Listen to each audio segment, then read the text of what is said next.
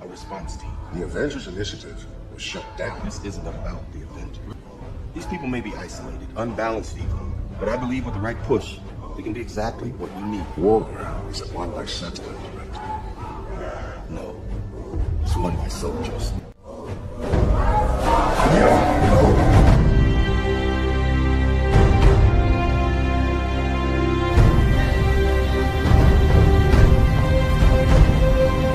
Right now, every single one of you out there, have a chance to be a part of the greatest organization the NFL has ever seen. The Dallas Cowboys.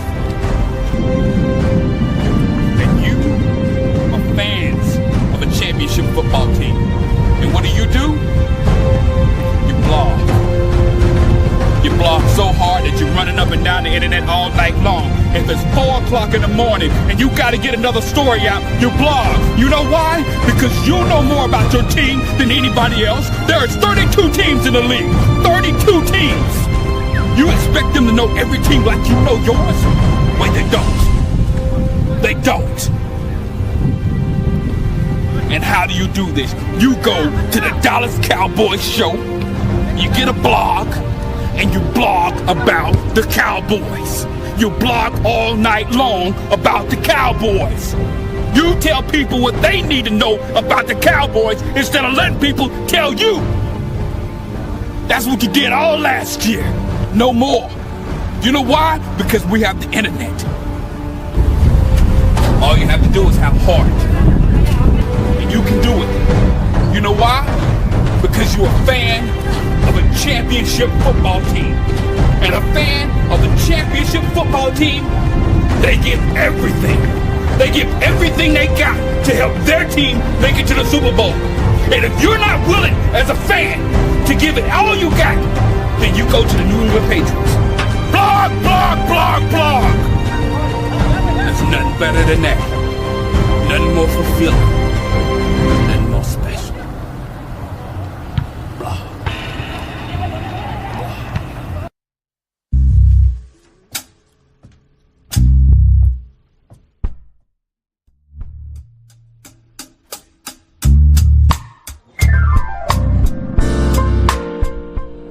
All right. What's up, fellas? Hey, listen, boss. Why you give me somebody with no powers?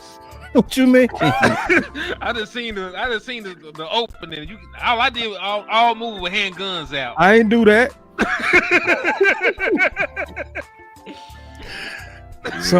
Somebody else did that, bro. That wasn't me. It wasn't me. It wasn't me. Oh Lord, how y'all doing today, though? Man, it's good, man. It's good, man. So, I'm gonna kick everybody off real quick, man. And obviously, big day, especially with Myles Garrett. So we gonna start off with you, Henny, because you allowed me to be a guest with you and Landlord today. So I think it'd be right if we kicked it off with you and your thoughts with this Myles Garrett. Ooh, man, I look at it two ways, man. First and foremost, thank God Myles Garrett didn't get a chance to come to the NFC East, right? Because there were reports that he wouldn't mind going to the Eagles. There were reports saying he didn't mind going to the Commanders. So I'm happy he didn't end up here where we had to play him 2 times a year. Secondly, I hate the Dallas Cowboys. They put me through a lot of mental stress. I am always going to be a fan and supporter. But now it looks real stupid that you have not signed Micah Parsons and the pass rusher market has ballooned and exploded exponentially.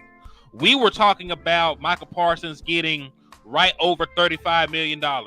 Nick Bosa was making 35. There was a possibility you could give Micah Parsons 35.5 and more guaranteed money, right? Because all you got to do is reset the market. Then a chain of events happened. Max Crosby got broke off some bread and he reset the market, making over $36 million. Then boom, you got Myles Garrett that comes right behind him, makes $4 million more per year, making $40 million. And most of that contract is guaranteed. It's a $160 million contract, and like $123, if I'm not mistaken, is guaranteed money.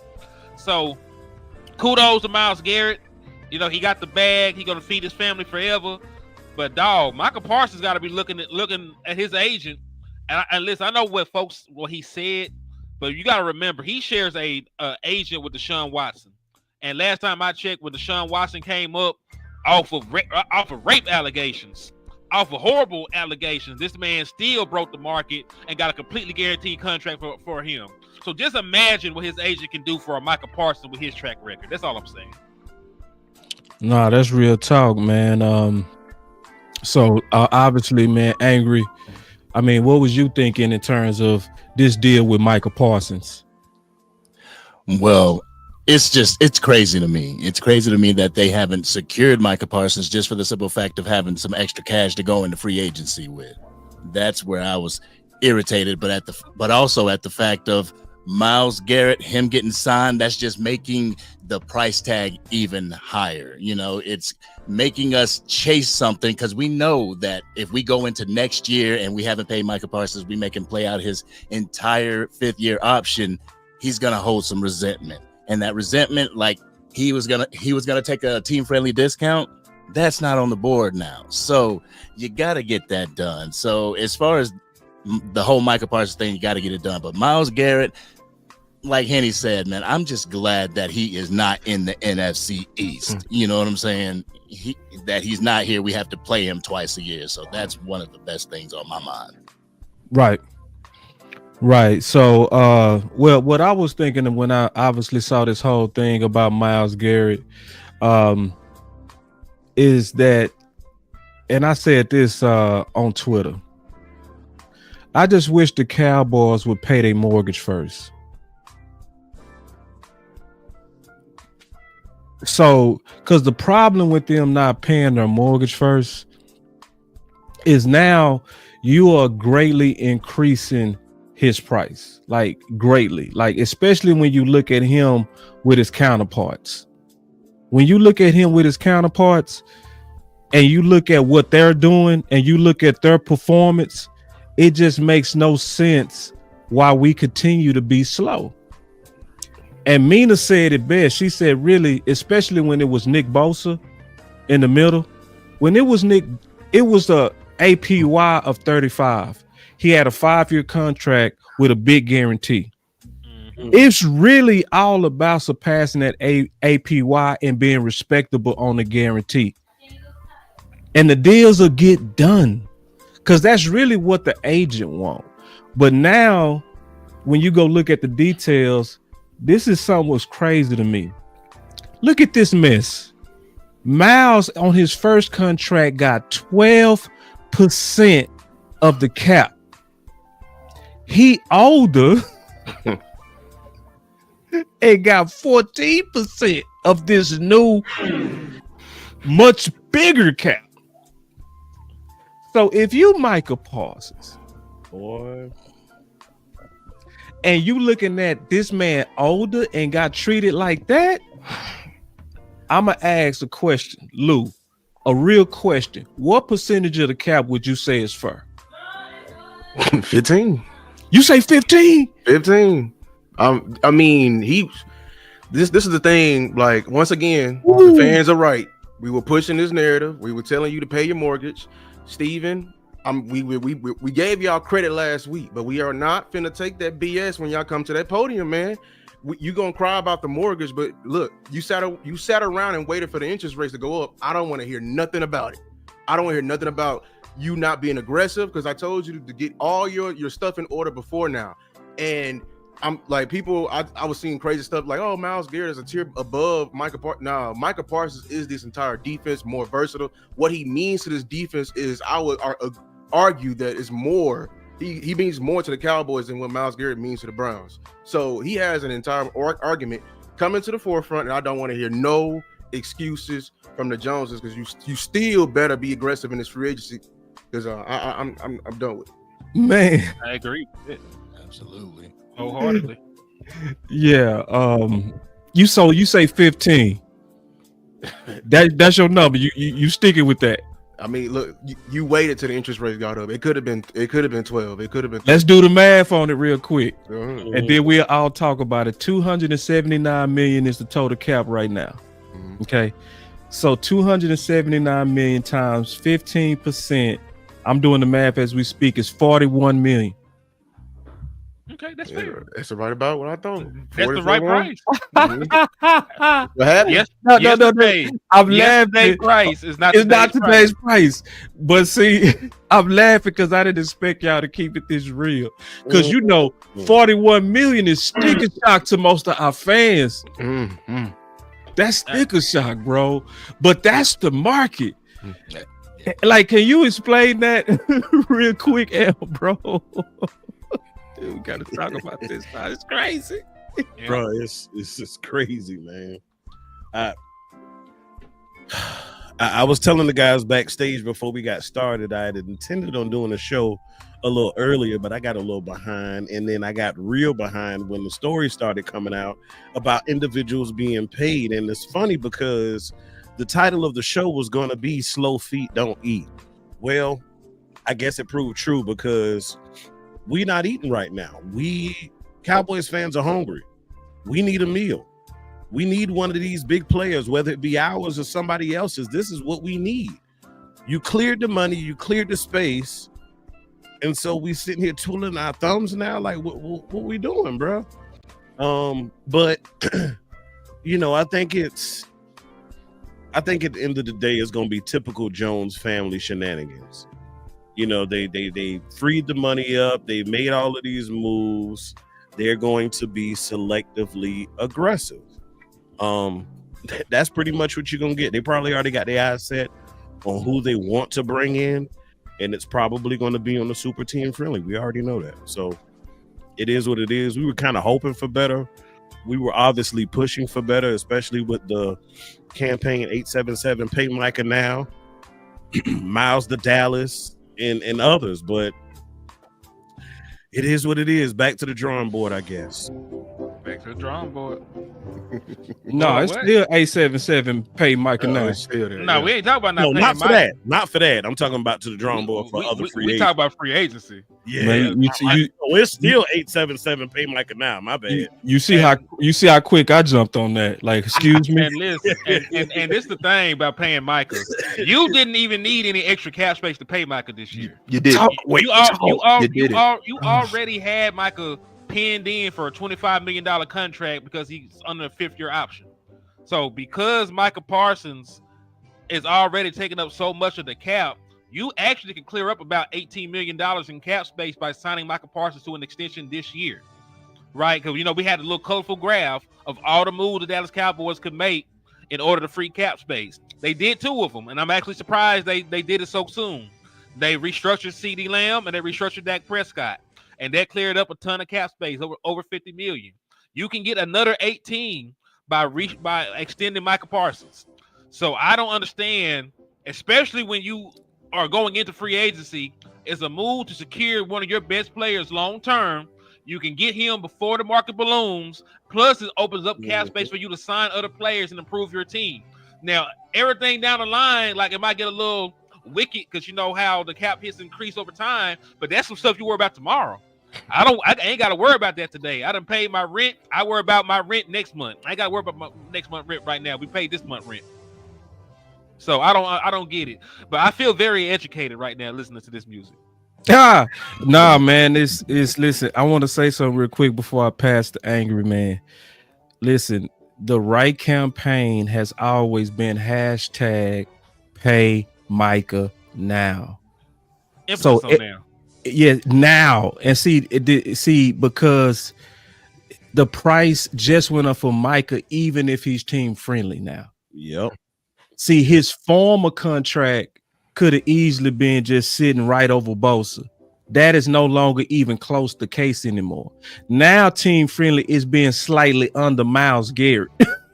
Because you can't bring him Myles Garrett. So Right. I mean, So like no more squabbling over the little things that Micah does that can be annoying. No more fighting over that. It really should be all about getting him paid so that, to his point, we can free up that cap and go and really start free agency right. Because within the week, we had Crosby and we now had Myles Garrett get paid again.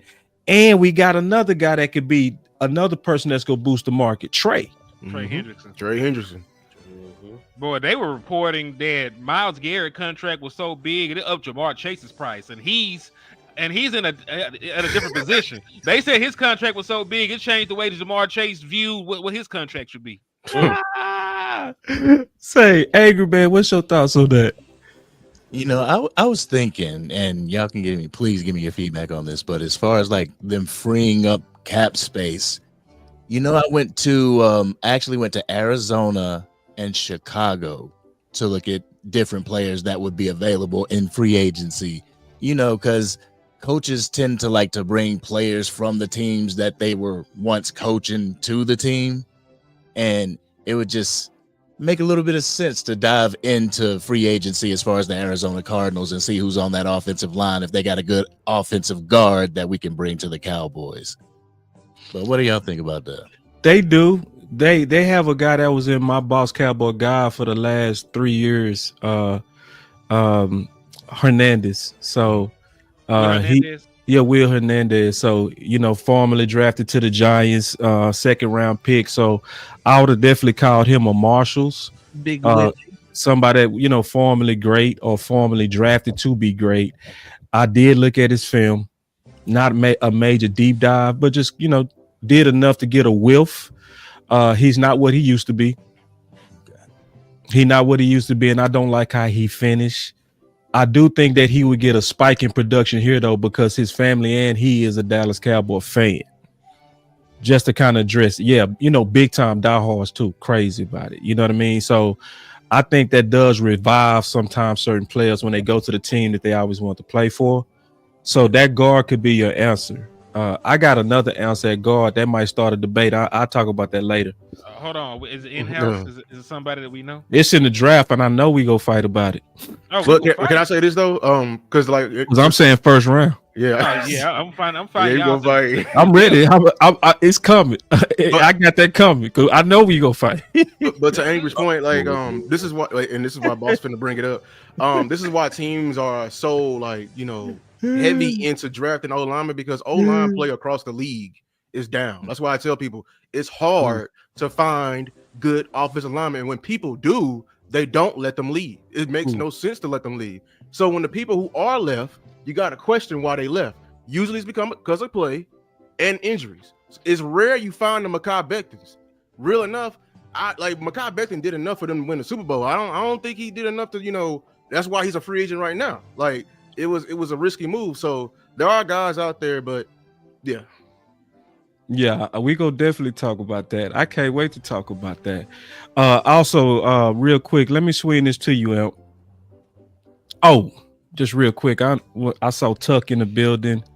Also saw Big Time in the building. Man, salute. Yeah, who else? Everybody. Oh, I thought we saw somebody else too earlier. Let me see. I just want to acknowledge real quick. Y'all give me 1 second, man. I always want to do that. I'm just looking to see. Yeah, Sports Junkie was up in here. Sports Junkie, why ain't you getting the show? I put the link in there. What we doing? What we doing? Yeah. You in the chat, man. Get up in here, man. What you doing? What we doing? Okay. What we doing? What we doing? What we doing? Yeah, man, what we doing? Yeah, man. So I put that link in there. I know Star not gonna make it today. We already talked. But I want to throw this at you real quick, Amp. This super chat, and we can see all the super chats from everybody channel, by the way. And it's already starting to get close to 400 total people, and which is definitely good because we've never done this. Or no, this is our third show doing this. My fault. But good showing for this to be the third show. That's dope. But Amp, this super chat say Micah and his team has to agree to a contract. These agents be smart. Maybe Micah team wasn't waiting to see how everything play out. Why would Micah team be in a rush? That's a very good point. Depending on how you play it, it's a very good point. That's a good point. Definitely worth the super chat. Yeah. I mean, you saw Dak and CD last year wasn't sweating it. CD made his stance. He said what it was. I'll be back once I get some bread in my hand. That was smart of him, because we know what could have happened if he had came back and gotten hurt and all. We done been there, done it. I don't even want to think about that possibility. Dak knew what it was too. And the whole time, just cool, calm, and collective. Hey, you know, I let my agents take care of that, this, that, and the third. I mean, the same rehearsed line over and over again. Those guys really looked like they weren't phased. They looked like they knew it was going to get done. But I'm looking at this like if I'm Micah, and it would have helped him. It would have helped us to get him done earlier. So the sense of urgency probably was on the Joneses side more than Micah and his camp. But if I'm Micah, I'm cool as a cucumber, because you've already got your 5th year option, so you ain't sweating that. You know you already got bread in hand, which it's this year. He what 20 what 25, Henny? I think 25. I think it's 25. Who's crying about 25 million? I'm not. Not So I. if I'm Micah, I'm like, what's the worst that could happen at this point outside of the unmentioned? Okay, but yeah, it's no need to rush. His agent probably said, "Hey, bro, I heard what you said. I know you want to be this good servant to the Dallas Cowboys. They're near and dear to your heart. You grew up a Cowboys fan, but you signed me to get you paid, and that's what I'm gonna do." I was arguing with one of my subscribers on this point right here. Because he was saying that, yeah, like it takes two to tango. But I'm saying, like, I feel like the Cowboys' evaluation process is entirely too long, especially for a player like Michael Parsons. Why does it take you 5 years to evaluate a player like Michael Parsons? I got to question your football. Wait. You gotta give Lou a button for that. Because I'm gonna be honest with you, like, I got you. Hold on real quick. We got to hit an effect on that, dog. You just Elp, it's on you, because I ain't got no button over here today. It's on you, bro. We leaning on you today, bro. We leaning on you, bro. Because Lou just cooked on that. Based off of what Lou said, it sounds like the hay's already in the barn. Please continue, Lou, because man. Yeah, like I made this argument. I think why does it take 5 years? Like, why do we have to get to the extension? Like, I think, yes, like, see, this is the problem. This goes in the core what's wrong with the Joneses. You should have been running to Micah in the middle when he was going off last year. Right. But in order to do that, you gotta have, you gotta calm your pride. That's the problem. You want to go in with that 1920s mindset. Oh, I don't want to give no leeway, no leverage. Option quarterback. The option quarterback. I don't know, hand it off. You need to go in immediately, go to him with the leverage and catch him before the mortgage go up. Right. Because you may lose the battle right there, but you win the war. The war is being won by Myles Garrett, Trey Hendrickson, Max Crosby. You should have caught him earlier.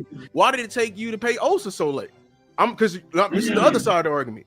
We getting full. I love Osa, but it's real like this in all of sports. Contract year is different from all the other years.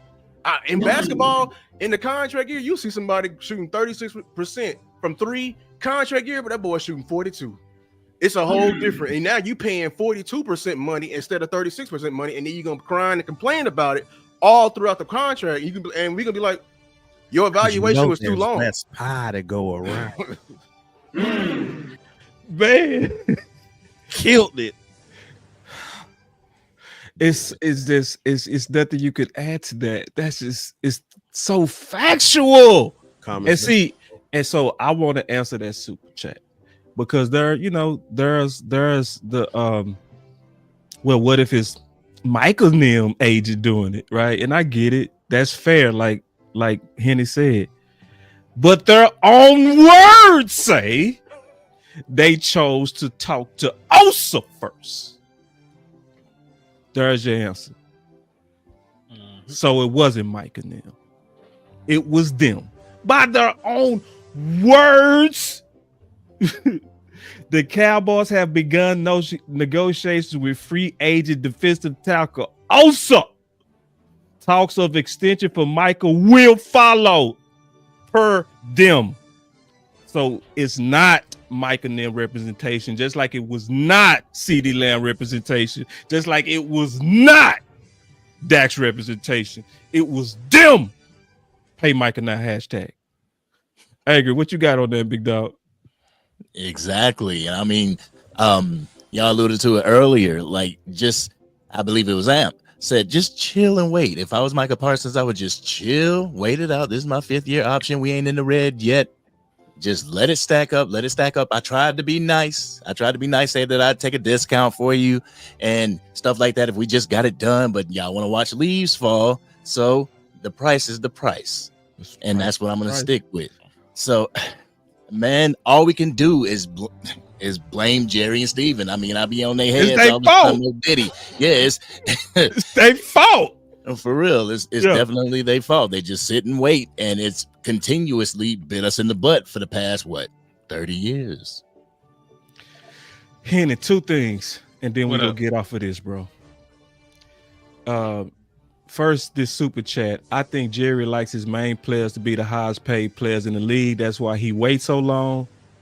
And then percentage of the cap do you think that he should get? Michael. I was already in agreement with you when we said 15. Number came out to 41 million. 41 million APY would reset the market, and that's fair. Like we say, it's fair market value because we waited. That's the current market right now, and that's the climate. And listen, if the Dallas Cowboys really wanted to make their guys the highest paid players in the league, they would not run smear campaigns every time there's a negotiation. Like, you would just pay them, call it a day, and go on about your business. You ain't got to say, "Oh man, he ain't." You ain't got to say Dak Prescott ain't Tom Brady. He ain't Peyton Manning. He don't deserve $40 million a year. You would have gave his damn money, right? Same thing right now. Like, matter of fact, with all these contracts, Dak Prescott went out there threw 30 touchdowns and only 11 picks. Right, had a great season. There was no reason, came a yard short of breaking the franchise record for passing yards in the season. There was no reason to wait and make that man play on a 1-year deal. You saw that Dak Prescott had a phenomenal season. Right. CeeDee Lamb literally was an all-pro. I'm not talking about when he had all the other yards. He was an all-pro the year that we blew out the Tampa Bay Buccaneers in the playoffs. You could have gave him a contract right after the season was over and reset the market and been done. You did not have to wait for CeeDee Lamb to have another all-pro season to know that he was special. Micah Parsons has been an all-pro every year except for this year since he's been in the league. Every single year except for this year, Micah Parsons has been an all-pro player. And it took him missing a large portion of the season for that not to be the case this year. So you mean to tell me it took you that long, all-pro selection after all-pro selection, double-digit sack season after double-digit sack season, for you to know that you like Micah Parsons? So, no, they don't really like to pay them like they're the highest paid players because they wouldn't make a fuss about the shit. Nah, man, my boy killed that. God, dog. All right, so next. Free agency obviously start tomorrow, but free agency is obviously here, right? So we starting to see people come off.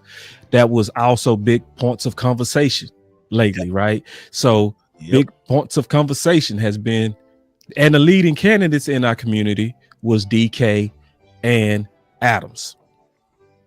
So we just got the reports. Adams gone, right? DK to Pittsburgh. What now, Lou?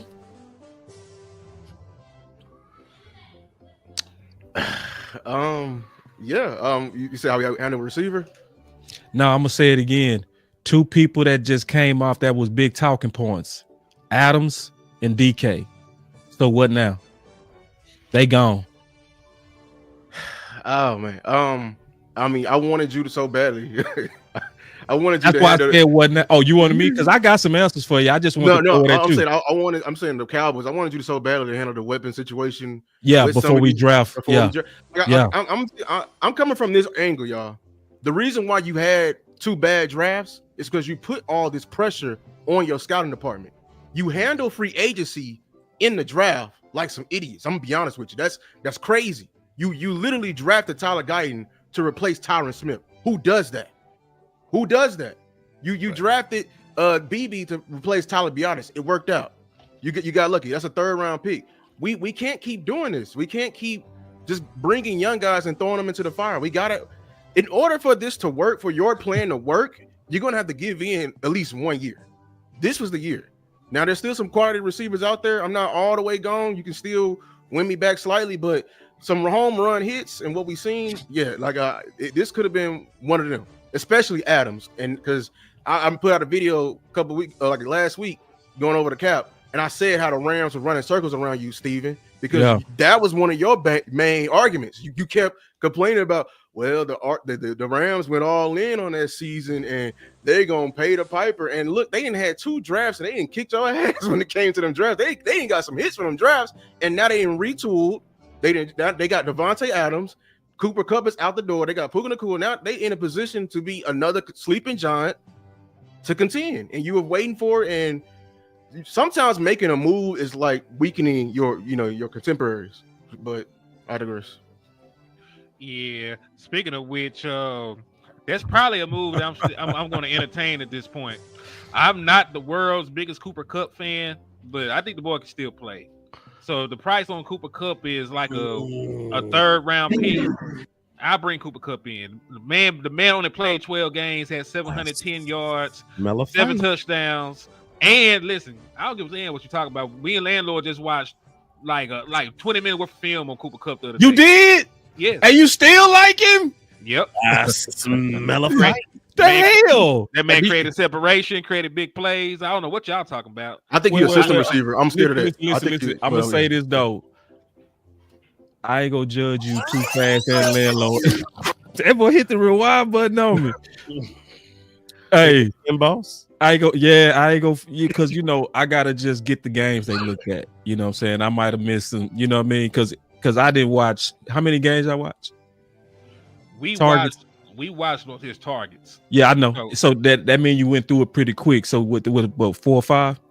No, because we watched about live. We watched about 10. Off camera, we watched like a lot more than that. Okay, the reason why, because I know sometimes I've been down on a player, and then somebody will refer me to more, and then I come around. So we'll just talk about that, So I mean that's fine, but the point being, even if you bring in Cooper Kupp, you mean to tell me Cooper Kupp isn't better right now than what you have on your current roster? Would you just go down the line? Everybody not named CeeDee Lamb. Who else on your team has had a 700-yard season? Like nobody. Like nobody. Like nobody. Who else is the route runner that Cooper Kupp is on your team outside of CeeDee Lamb? Nobody. Absolutely.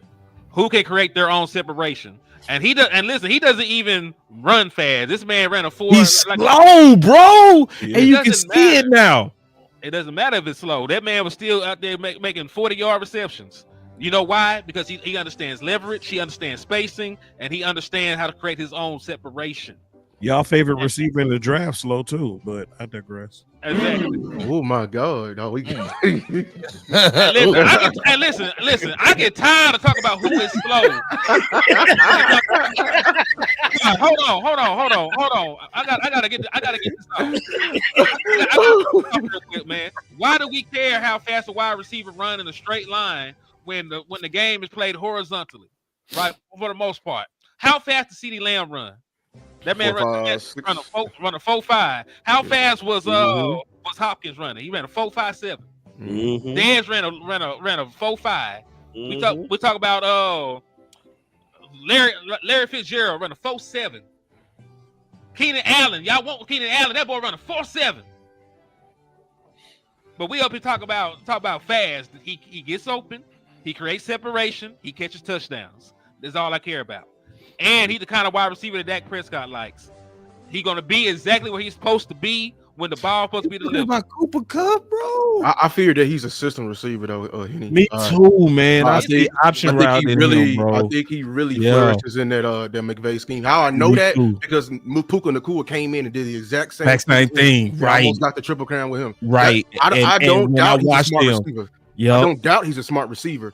I doubt can you do it outside. Even when he was the triple crown winner, I always said receivers like Devontae Adams was better than him because I've seen Devontae Adams in multiple schemes. Like I seen him do it, but I have that fear with him. Can he You've seen Devontae Adams do it in multiple schemes because Devontae Adams has been all around the league at this point. He didn't hold himself out at this point. And he had multiple head coaches, Yeah, that's the point.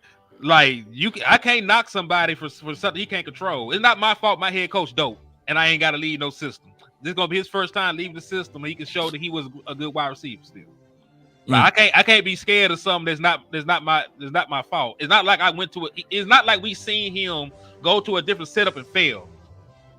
Right. He got pushed out from that system, though. You can say he gotten older. He gotten hurt.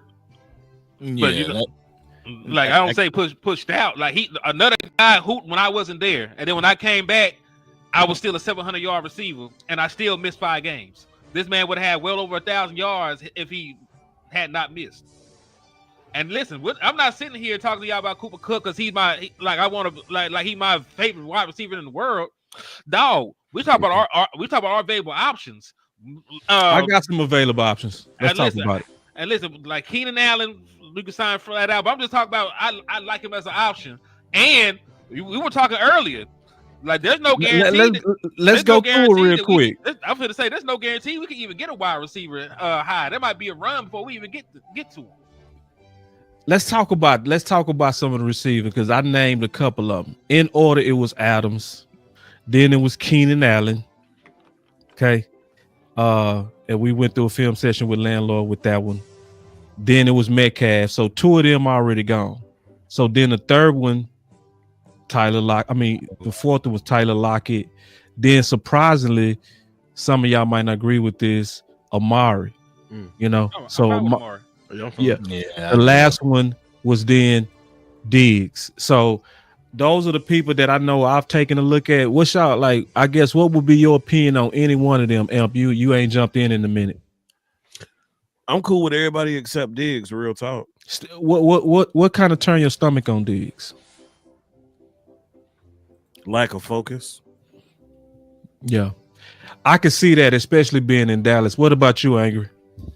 And who he out here dipping with? I would have to go with Diggs the same because I would be worried. I would be more worried about how he would be in the locker room. Would he be if something didn't go his way, if he didn't get the targets that he got, back in the past? Would he be and I hate to use the word cancer, but would he be that to the locker room? Would he taint his brother in the locker room and just make it a bad scene? So that's what I'm worried about with him. Yeah, and I can't fight that, man. Listen, that would be my concern too. I ain't gonna lie. We got 2 new super chats. Let me spread these around. Henny, he say, we're going to be the last team standing with no dance partner. Jones always too late in free agency. What's your thoughts on that, Hen? I'll be fair. Yeah, always. It's my dog. Outside wide receiver, outside free agent, probably. To be fair, though, they did not let Osa hit the open market. They brought back Marquise Bell, who I thought got the short end of the stick. I'll give them props for that. But you're right. That's real. Like for the big ones that we want. That's my boy. For like the big ones we want, man, like probably not. We probably ain't even got a guy like Keenan Allen might end up going to an actual contender. So I just got to see how it plays out. But I'm really surprised, man. Like a lot of the guys that we wanted are already back on their own teams. Folks wanted Nick Bolton. He's still a Kansas City Chiefs. Aaron Jones. I wanted Aaron Jones because I thought like he was a clear-cut improvement over Rico. He signed back already with the Vikings, right? We were going to take a flyer on Devontae Adams. He's already signed with somebody. So even with a long shot like Stanley, the left tackle for he didn't go nowhere. He got him a fresh contract. A question. Well, go ahead. What does Elliott want for Cooper Kupp? Probably not much, man. Like we got 3/5. I will give you a fifth. The reason I said that is because they're the ones that signed Devontae Adams. Exactly. So if they got Devontae, and that means they got what they really want, they really might not be looking back for a whole lot of return for a Kupp. Now, I mean, they probably might be wanting to build somewhere else on their team, but at this point, they're probably trying to secure depth. Yeah, I think it's a fifth. We got 2 super chats. So this one say, boss, the only way I'm gonna be confident on this season will depend on what the Cowboys do in free agency, OG. That depending on the draft again this year, I can't get with it. They're gonna have to show us Yeah, and BJ33. The first thing to do, bro, like for instance, we got 430 people watching right now. That's real good, Nice right? piece of change. So that we got 430 people watching right now. What you should do is share us live. Because we putting the pressure on front office. That's what DC Universe is about. Us coming together as a Voltron community, combining our voices. We combine the channels. We did all of that, right? Just to make it amplify louder. So times like that's why we got that music playing in the background. And like Angie said, I did, you know what I'm saying? Like where we are active. We don't want to be just people to where we come to entertain you. We want to be a community that work together as a fist. We work together. So let's all be active right now. And I will say this too, and this is true. Everybody that has been involved with these hashtag movements have been winning. Like real talk. The No Kelly Moore won. Greatly won. It was way over 1 million impressions on that. Now this 877 Pay Micah now is trending real tough. And let's be honest, we mad that they late, but when have they ever been this early too? Never. Never. As a matter of fact, give them credit for the contracts they did and for the cap space they created. We was scratching our head all last year. Like, why they ain't make no move? Why they ain't create no cap space? Right. And they did. They walking in the free agency with bank. So I said all that to say, share this, and with hashtag Pay Micah now. We got all these channels together. This is what we all supposed to do. Just because free agency starts tomorrow. So we want Micah paid so that can free up more money for you to actually shop. What's your thoughts on that, Lou? Yeah, I mean, like I'm not gonna completely like mess down the Cowboys. There's a way they can still come out of this on top.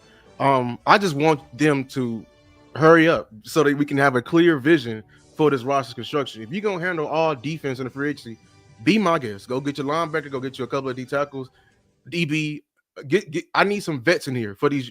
We are too young in the core. We just need some different voices in here. We need a clear vision going into the draft. That's all I'm worried about. A clear vision going into the draft. Because I just did a show with Foots and I just said, like, as more we get clear, or as we get closer to the draft, I am becoming more and more uneasy with my pick. Because there's entirely too many needs on this team. We be arguing about trenches versus O-line. And yeah, that's a good argument at all. But the fact that we having this argument is utterly ridiculous. And it's bad roster management by y'all. You should have seen this coming. Y'all claim to be CEOs, but I'm not seeing no type of CEO vision sight. I told you since last year that this O-line was going to be gutted. I told you since the beginning of the season. I said Zach Martin ain't coming back. The back, he's rehabbing. He ain't coming back. He's not coming back. And you still you reach with the left tackle, your wide receiver room, your linebacker room with Overshown. You just sitting on your hands. Kendrick is already old. We seen these openings from a mile away. It's time to fill them. And you can't fill them all in the draft. If you're gonna be a competent team and actually wants to show up, then turn on, keep flipping on these switches, turn on the lights, and let's get to work. Get off that yacht and let's get to work. Let Luke cook. Listen, Luke can cook anytime he want until he starts talking about offensive line in the first round. Then I'm gonna kick the nigga out. Man, we finna do that right now. I'm sick of your ass. I'm sick of your ass too. You up here perpetrating like the Dallas Cowboys ain't drafted 99,000 offensive linemen in the last couple of years. Ain't nobody tell. Listen. Hey man, you ain't supposed to go back off on me that hard, bro. Hey man, you shooting at me actually for real, bro. I'm just saying, like y'all want the Dallas Cowboys. That kind of hurt how you shot back, bro. Y'all want the Dallas Cowboys to draft. I kind of felt that bullet. I don't like you either. I think you meaning. Nah, that's my boy. I'm messing with you, bro. No, I feel that we go fight about a couple of topics, bro. Because I'm gonna pull this up. I'm ready to start this fight now. I'm sick of it. Let's get into it. I'm pulling it though. You started off though. I'm coming behind you. What you got? Man, all right. You talking about offensive line in the first round? Yeah. Okay, why? Okay. Now it ain't. That's a hypothetical question. That wasn't like a real question. I just said why. Like I'm just. That's some whole ass shit. I'm just saying. You answered it too. You read it. But hey, I'm just saying, man. Like y'all want to draft somebody so badly. You do, listen, man. Don't put me in no y'all. No, because you agreeing. I stand solo. I'm solo dolo, dog. You gotta listen. Well, no. Listen, you're too far. Like you got too far over you there. need to. No, hell no. Okay, all right, you ready? Because you got to hear my case first, then. Because I tell you finna throw me in a group. I ain't finna be in no group. Let me give you my case, and then you can fight me. Is that cool? Yeah. Go ahead. All right, so so I'm definitely not draft the first round for everybody, right? I'm for a particular, in my opinion, ideal, perfect fit for the Dallas Cowboys, right?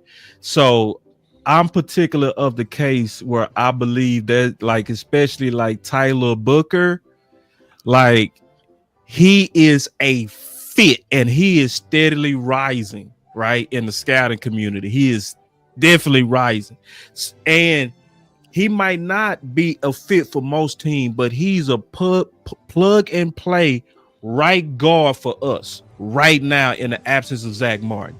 I mean, right now. You know what I mean? So that's one of the main reasons I'm trying to push for a number 2, so it can get that sugar appetite out our mouth. You know what I mean? So we can go into the draft just really hungry to do whatever we feel like is best. So to answer your question, it's not about any offensive lineman. It's about the offensive lineman with me. Okay, so let me ask you a quick question. Why do we never reward the players that actually play well, and we always want to push them out and draft a new shiny toy at their position? Like, why do we never reward people for playing well at their position? Who's the right guard? Who played right guard for you last year? Zach. No, not when we're getting our ass kicked. Your offensive line was. Oh, you want to reward them? I want to. I want to upgrade him. Hell no, we ain't finna keep doing this shit. We can't? You just had Cooper Beebe spend the entire offseason learn how to play center. He played well at center. Now for all leave him alone. Let him play center. Let him play center and let Brock Hoffman play right guard. What? Listen, man. Hold on. Wait. You ain't finna Brock Hoffman. You are not finna put Tyler Booker with Hoffman. You're not. Yes, you're right, because he's better than that boy is right now. He's better than him right now. I just did. He's better than man is right now. Brock Hoffman graded out as damn near a top 10 guard in pass pro last year. Graded? Who graded him? Nigga, everybody. Out of how many games? No, I need to know who graded him, bro. You say PFL, bro. Out of how many games? Doesn't matter. And listen, you ain't got to even look at that. How many pressures and sacks did he give up pass blocking? Who was it against? Was it against Dexter Lawrence? Was it against Jalen Carter? Because that's who we're gonna be going against all day. When you talk to yes, it was against him. He played them. Did he not play them? I know, no disrespect, but we ain't facing Mozzie Smith. Did we not play Can you him last talk to year? him, please, Lou? He's not listening. Bro, yes, I am, but y'all not listening. You said plug and play don't work like that. I'm telling y'all. Just because he can line up there and hold you a space for this drill or for this time. You said that like he didn't play them last year. He played them last year, and your offensive line improved while he was playing. Was hurt the second time around. And then why do you care if we get us the quality number 2 in free agency? Why you still pushing for a weapon, man? I think you got a sugar high. What quality number 2 is there, man? They're gone. You named them. No, I didn't. Man, listen, you just named the quality number 2.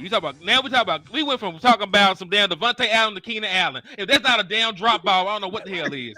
That's y'all problem. Not by much. What you talking about? I ain't gonna play with y'all. Y'all up here disrespecting players. No, it ain't that much, man. Stop that. Stop that. You doing too much trying to win your little case to try to get your little fucking weapon in the draft. If Dak Prescott, you telling me if you got Keenan Allen, do you know 2 years ago Keenan Allen did 1,300 yards in 13 games and 7 touchdowns? You know, 2 years ago I was almost 300 pounds. But I'm just saying, and then on top of that, like people just be stat judging him, man. You got to go look at that film on him, man. Keelan really got some routes, man. Like, and it's obvious. It's like just like Like, how do you like Cooper Kupp and don't like Keenan? That's what I need to know. I didn't like Keenan, but we What talk is about going on with you today? listen, there are levels to this stuff, man. I sat here and said that Cooper Kupp wasn't just I wasn't just in love with Cooper Kupp, but with options like that between him, Keenan Allen, I take either one. But y'all either gonna poo-poo on Cooper Kupp and shine out on Keenan Allen when they're very similar wide receivers, and neither one of them is the ilk of wide receiver I really want. And that's y'all problem. Y'all, hold on, Henny. Why you keep saying y'all? Henny, you don't believe Tyler Booker is better than Brock, but you believe Ted, Luther, Right. and Mecca's automatically better than Keenan Allen, or to get him, Luke. come on now. Come on now. Words in my mouth because I never mentioned him being better. No, I said you mentioned one side. No. You mentioned the O-line. You said Tyler Booker is not better. He's not better than Brock Hoffman. So I'm saying, are you saying with that same logic that these rookies are automatically better than these tier 2 free agents receivers? It depends. Which first and foremost, you talk about a free agent we ain't signed. I'm talking about a nigga that's already on our team. If we sign one of these wide receivers, y'all can have your little funky ass offensive lineman. Now, do you actually think the Dallas Cowboys are going to sign one of these guys? I mean, Brock Hoffman might as well not be on our team either. We haven't seen him. You act like we've seen a full season of him. That's my whole argument. That's like literally my whole argument with y'all with these O-line. When y'all mention Nate Thomas to me, when y'all mention Baz to me, when y'all mention Brock Hoffman to me, y'all mention 5 fucking games. 5 games. I'm talking about 17 games. Y'all be plug and play these offensive line, bro. Week in and week out. They disrespect offensive lines, don't they, bro? Don't they, bro? Put a damn scouting report. You think you finna be out there? You finna be A-okay. We don't have no evidence of that for Brock Hoffman. We have zero for Baz, 0 for Nathan Thomas. Man, but guess what? Here's the facts though, Henny. Your quarterback is injury prone. Let's talk about that. Damn. Oh, hey. Your quarterback is injury prone. So you better get serious about his health. Because if he go down again, we're going to be right back here. The ball out of his hand. We're going to be right back here. We're going to be right back here. We're going to be right back here. We're going to be right back here if we don't get no weapons. You're right. Man, we said we want to get a weapon for you, though, dog. No, man. Listen, man. Listen. We gonna talking come this debate down. I told you we was gonna fight over this, bro. I told you that. I told you. Dolphins got two of them. Y'all when we get a wide receiver on the team. Until then, that's fair. But listen, if we get that, you can't put your nose down when we talking about replacing a super Zach Martin with super quality. We talking about comps on Tyler Booker that's equal to Nelson. Man, I want to hear that shit. Y'all was talking about y'all was trying to come. I believe it because I don't watch this film. Nigga was trying to come Tyler Guy and the fucking Tyron Smith. Man, I want to hear that shit. How about come? Listen. It's different. Wait. Hit it. It's different. Wait. Hit it. Wait. We're gonna move him over here. You better hope Tyler Guy sorry ain't play good this year. All right, man. Listen. All right. We gotta listen. All right, we gotta grade this debate. This was a good fight. All right, so real quick, I gotta change the vibe too. That was quality, man. I like a good fight. I knew it was gonna be a good one too. I knew it. I smelled it. All right, real quick. Chat, y'all got to be honest. Who won that debate? If we get a quality receiver too, do y'all feel bad about an offensive lineman in the first, or are you like Henny to where by any means necessary, don't even look at it? I mean, hey, to be fair, y'all did draft the offensive lineman last year, and they ain't work out for them, did it? Yeah, because they always take a little while to cook too, man. Like it's like you gotta recognize like slow cook quality dinner in microwaves. We knew he was raw. Yeah, everybody knew that. Everybody knew that. So like, you know who else had a bad U1? You know who else had an average U1? Who? Tyron Smith. We ain't finna do that. You know who else had an okay U1? Tyler Smith. So did. You know who else had an average U1? Mozzie. When you talking about Hold on. Miles is still bad. You like Miles after Woodward. I can't finish my case. We need order in this damn court. So this is the deal, bro. When you talking about the trenches, we talking about that it just take time to cook, man. You just being in a rush too much, big dog. Well, listen, Dak Prescott got like 3 years left where he gonna be a good starting quarterback. Y'all up here talking about projects that take 4-5 years. We ain't got time for that shit. 4-5, man, you overcapping. I'm done, bro. I ain't overcapping. But I mean, You overcooked that cap, bro. This is the year 4 for Miles. What's the year gonna be? Year 3 or 4. It's a BB six game. but also Maybe. the trade back for Tyler Guyton, you lucked out in that draft because you got Cooper Beebe as well. So Thank God. the drafting, as far as him being raw, yeah, he's raw. He's a project. He said, "Thank God," but he's a project. But I feel like the more development this line gets with each other, yeah, you can add a couple pieces at the line to fortify it. But Shout out to mama. But getting Your the mama line out there? to. I'm sorry. I'm busting her son. I'm sorry, man. Oh, no, you're good. I just think with time, this line is going to be able to gel. I would look toward line in free agency before the draft, but that's just me. Like both lines, offensive and defensive line. Hemp show to be chilling. Yeah, we gotta get Amp in. He too much a gentleman, man. See, but when it's a fight, man, Amp just stood back and let us fight. I appreciate that, Amp. Yeah, we gonna throw this super chat at you. Then we gonna also kick off the next topic. My boy, numb here, Neil. Yeah. Hey, and then when you ready, hit that super chat, big dog. Let me say this. I'm gonna be real quick. If we can get a wide receiver weapon in free agency, great. That's true. Great.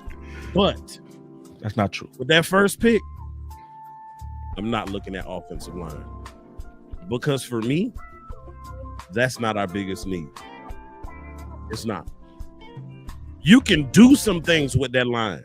And we don't even know what this coaching staff looks like with the line. Can we let them work on them first before we actually try to bring in some more? Because we don't know. Hoffman?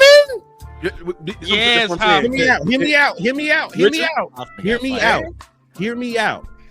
We don't know their man. Y'all gonna regret this. I do not know their ceiling with this coaching staff. All right, when Tyler Booker is being compared to Zach Martin this year, bro. Coaching. Can you do a whole show talking about coaching matters? And you played reference to Mike Tomlin in Seattle and all of that. Now coaching don't matter. Now we forgetting about coaching. Coaching matter, but I'm just saying, bro, when you can get somebody that's that's a super monster, that's basically Tyler Smith all over again at right guard. How do you know that? That's a projection as well, right? Well, it's always projection. Okay, so you find y'all call it projection, big homie. You projecting. You projecting. Then you gonna try to say we projecting. You projecting like the weapon in the draft is gonna answer it. So we all projecting. You seen this man play well. My projection is just better than yours. No, the hell it ain't. Yeah, it is. You talking about it's way better than yours. My projection is way because see what you doing is you putting all offensive linemen into one boat. When I'm saying the talent of Tyler Booker changed me, dog. I want y'all to understand that I was all weapons, no matter what. Shut your mouth. Don't say shit about it until I watched somebody that looked like Nelson, and then I was like, and looked like Tyler Smith. And I was like, wait a minute. That is actually not microwave. That's instant super run domination. That's a 10-year starter. And you don't even got a slow cook with him. But see, I listen. The chat already said that I won and that Lou won. They did not say so honestly, I already seen can we get to the super chat, bro? Can we get to the super chat? Let me ask you one question. Can I ask you one question? Who better, Ted or Marvin Harrison Jr.? Nah, hold on real quick. It wasn't that Zach Martin retired. I promise you, I swear to God, it had nothing to do with Zach Martin retired. It had to do with Tyler Booker tape. Yeah, I came. You better go watch. I go watch. God damn it. Hey, all I gotta say is this. If it changed me, it's real. This is a generational D tackle class. Every one of them D tackles, when they went up against Tyler Booker, had a bad day in office. That's all I'm gonna say. The tape, the eye in the sky never lie. Yeah. That is NFL caliber players. This man in Alabama, SEC, going up against every day. Georgia, Every day. So shut down. let me ask LSU, y'all this question. Go ahead, Let me ask y'all this question while we on this topic before we get to them super chats because we coming, y'all. I promise you. They going out for me. Boss, no, we didn't tell. What if we gonna ask the same question again and we gonna flip it to everybody on the panel? And I'm gonna tell you mine, because if it is the way it is, my decision is what it is right now. With us getting a weapon at receiver, I'm still not getting no damn O-lineman. My question to y'all is, if we don't get a weapon, are you still good with picking that young man with the 12th pick? Tyler Booker. Booker. Yes. With no weapon. So that With no weapon, would you still pick him? I mean, Yes, because this is the issue though. No weapon formed against me go prosper anyway. So it is so yes. It shall pass. Because listen, you up here talk about this. I seen Dak Prescott. You act like your offensive line graded out good pass pro these last couple of years anyway with the rotation y'all had. With a shaky pass blocking offensive line, Dak Prescott still threw for a bunch of touchdowns. Right? That's with him having a semblance of a weapon. That's him having the ghost of Brandon Cooks. Give my quarterback a real wide receiver. Y'all forget it takes time to get back there to the quarterback. Right? It takes time to get back there to the quarterback. If Dak Prescott has weapons that win, if Dak Prescott has weapons that win and win quickly, he can get the ball out of his hand, and that's when Dak Prescott is the best quarterback. I saw guys. All right, let me ask a question real quick. I gotta ask a real question, and everybody be real honest with me. Who watched Tyler Booker tape? I ain't trying to watch Tyler Booker's tape. Oh, wait. No, okay. So the answer is no. Who else didn't watch his tape? I haven't seen it yet. We told you we didn't want to offensive lineman at all. No. Okay, well, that's it's called being thorough, dog. You know what I'm saying? And sometimes you got to go through it. You got to just sometimes like. I didn't want to go through tackle, but I did. I didn't want to go through quarterback, but I did. I didn't want to go through guard, but I did. You know what I'm saying? I didn't want to go through tight end, and I end up being very pleased with the tight end class. So, but I want to say this though, and this ain't no cap. Let's just come back after everybody looked at Tyler Booker, and then let's see if it's the same. That's real too. That's real. You know what I'm saying? Because look at him. And if you don't feel my enthusiasm, then then fight me next week, because we'll all come back next week. That's cool, right? Yeah. Is that fair? Yeah, that's fair. Okay. And then to me, that's the best way to handle it, because right now we fighting theory versus specifics. Like me and Lou talking about a specific player, and it's a fight against the theory of offensive line. So let's get on the same page on that. So I missed the super chat. Hold on, let me find it. It's two of them I missed. Real quick, got one from boss. Yo, with the mock draft, I mean, there's a potential that you could land a Ted McMillan as well as Booker. True. Like, and Booker is more move down to me, but I see him as a perfect fit for us, to where if he was to go for 12, I'd be one of them wouldn't trip. Like most people would go crazy, like, oh hell no. I would be like, shit. You know what I mean? But strategically move down for him, because most people not grade him that high, and the only teams that got a particular need go really want him. So he's a safe move down guy. But I put it like this: I see top 15 talent with him, bro. Real talk in the draft. So this is my thing. Y'all just want to keep drafting people no matter how well. Can I finish the train of thought? You just said y'all. I'm talking to the panel. Can you talk to me? Okay, I'll talk to you. Debate me. I'm debating. I was debating anybody want smoke. Let's go. Somebody want to jump Can we get to the? Hold on, before you smoke me, can I just read these super chats real quick, bro? They've been waiting, just real quick. And then it's on you. All right. So NHN said, I hope the Joneses don't sign some dudes named Fred Lister, Dave Boggins, and Roundtable Mouself and tell us we got a championship quality free agents. I think B.A. Lee said it best, honestly, bro. I think we freed up that money to try to sign most of our own back. I'm going to be all the way honest with you. I think we go make a couple of Marshall's free agents, former greats, but I think it's gonna still be mostly our guys. And then the second super chat was, since Zach retired, if it's not Gentile or McMillan, it gotta be online. I agree with that too. Or D-line. We gonna talk about D-line in a minute too. All right, what was your push? What's your final pushback? I do want to get to the draft content. I mean, are we not talking about four of the super chats. Oh, go ahead and read them because I don't see them. Okay. From Chris 214, he said, "Let's get ready to rumble." Freight Train sent the $9.99. He said, "Free agency for needs and draft BPA for wants." I like that. Yeah, that's a good one. Big homie Keystone in here. Tyler Booker is a dog on left guard / right guard. Hashtag the Black BB. Woo! And then Chris 214 sent another deuce. He said, "Who / what is y'all solution for cornerback?" That's a good one.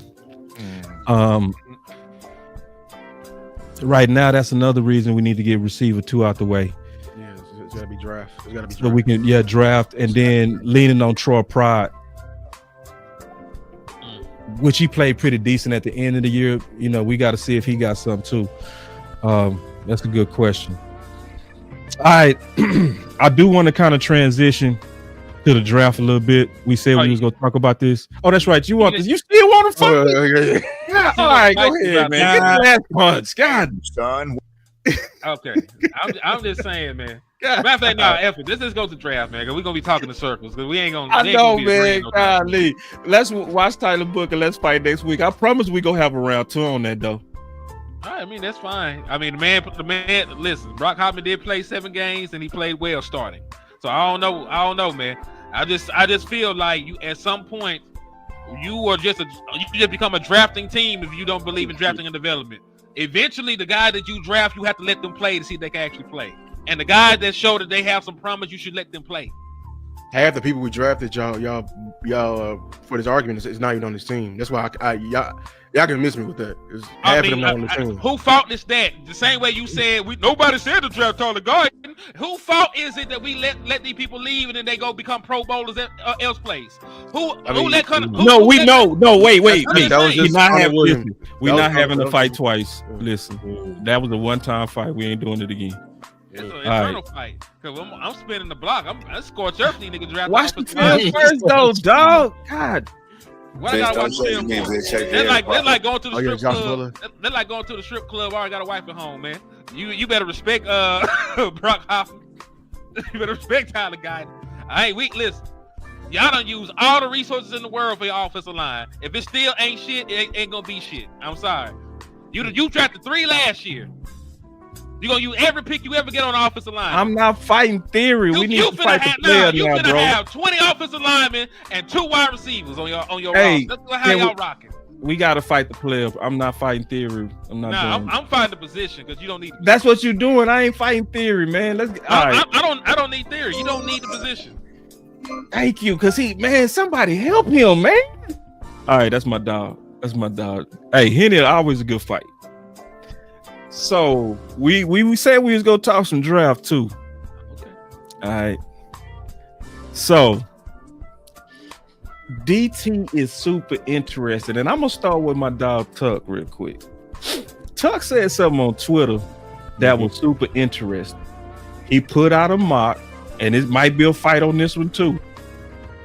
And he said if Talik Williams is sitting there, he drafted him every time. For the second round? First. I think Talik Williams got the second round. No, he had him in the second round. Yeah, he had. Oh, that was second round. Yeah, my bad. He had Ted. I misread the tweet. Mm-hmm. Yeah, he had Ted in the first, and then he had Talik Williams in the second. Now, okay, I misread his tweet. Thank you for y'all tightening me up on that. Talik Williams is my favorite DT in the class. I don't think he has the biggest upside in the class. Perfect. I think Grant has the biggest upside in the class. Kenny Grant, to me. That is the guy to me. You know, now this is where the fight may break out. I don't know. I got Kenny Grant honestly above Mason Graham. Okay. I do. Now, I'm very open to be wrong on that. Okay. Mm. But obviously, when you watching one, you watching the other. To me, the guy that had the clear pop is Kenny Grant. To me, he had the clear pop, the clear upside, and I think he could be a better pro. Now, I know the knock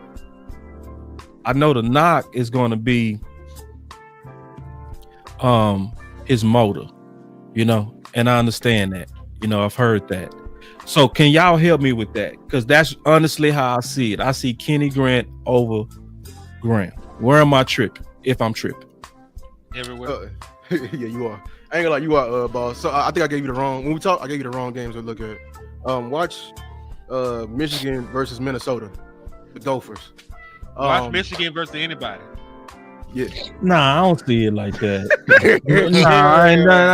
Nah, because we're trying to film on, and you ain't gonna just act like Graham is just smoking Grant. Ain't that film? Don't say, not to me. I don't see that. What games you see that? Shit. Listen, man. I don't see it. So what game did you watch? That might be the key. What game did you watch?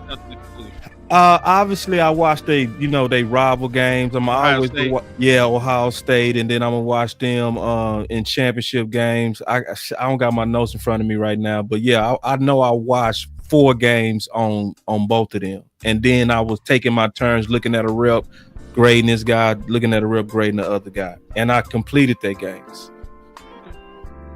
So you watched the Ohio State game where they upset them, and you still came away feeling that? Yes. Damn. So, and I'll take another look, because that's why I'm asking specifically. Tell me where and what game that would change me. If that's the case, because see, and then I'm gonna tell you, I don't trust nobody. I really don't. You know what I'm saying? I need it verified to me. You know what I'm saying? Because this is what I'm coming up with from my research. And when I research, bro, and everybody, I do it different. I don't listen to people's opinions. I go do my work first, make my own ranks. Then I come back, and then it'd be like, oh, damn, y'all got him over him. You know what I'm saying? Because I don't know. So I'm honestly saying that's how I see it right now. I see Kenny Grant as a better NFL prospect than Graham.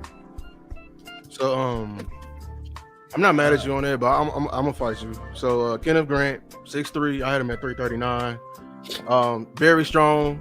Remember I called you and I said this class is a bunch of dancing bears. He's what came to mind. Mm-hmm. Like I said, he's 339, y'all, moving better than the linebackers behind him. Like I seen him on the play. He can hawk somebody behind. I think he's a great run stopper. Where I have questions about Kenneth Grant is, like you said, his motor and his endurance. It's too heavy. Yeah. So there's times. Do you think it could be a discipline thing? It could be, but you think so? But like, here's where the red flags still pop out to me. You had the thing up, and at the combine, I know it's testing, but I thought this was very, very alarming. The guy only did 21 reps on the bench. Yeah. And I saw, a lot of strength. I think the safety from South Carolina, if I'm wrong, did more than him. Let me push back just a little bit. Obviously, them taller tackles and taller DTs, obviously bench is not going to be a test with real strength because the longer arms make that bench press test a lot harder. Would that be a knock? Is that legit? I mean, I'm just saying 21 is still not bad. Like 21 for a long DT, that's not bad. Now, DT and O-lineman, we should be high 20s all the time. It should be 25 to 27. Even with the long arm even DTs? with the arm, we should be throwing 220. We warm up with 225. We should be throwing that weight. You know what I'm saying? He three. Look at the weight. He's 331. And then one more pushback on Grant. Do you care about a bench when you saw him not losing at the point of attack? When you saw him not getting pushed back? Like, why do we care about a bench when the film say he's strong? Because I'm translating that to the film. I saw when you're tired, your game decreased. When you're testing, you can get tired. So I'm seeing that. So I'm with you on that. Like I see, like when he's fully fresh, I saw him hawk down a linebacker, a running back. Who was I forgot the running back. He in the giraffe. hawk him down 15 yards, outrunning the safety, the linebacker, everybody. But I don't see that every time. You know what I'm saying? I see when he's not tired, he can throw anybody.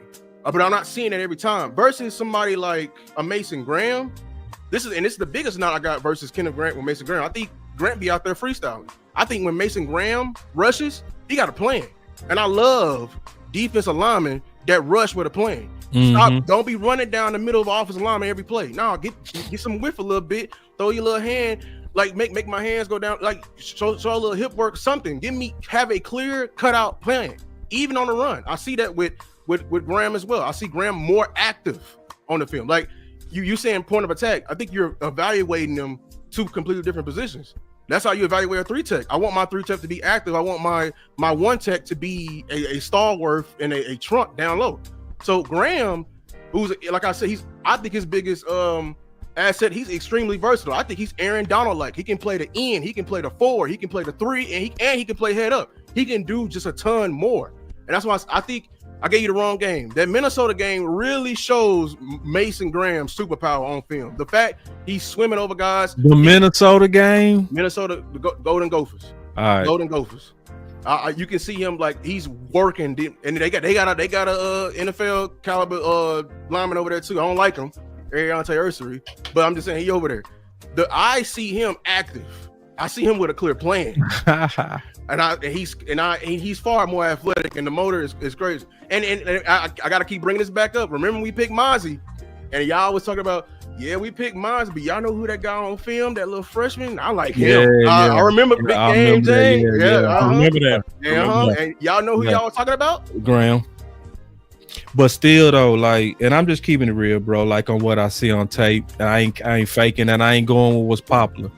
And see, and the major reason I do that, and I stick very strictly to what I see, is because 40% of the draft are bust. On average, 40% of the draft first rounders are bust. Are you evaluating how much he fits the Cowboys? Do you think Grant fits the Cowboys more than Graham?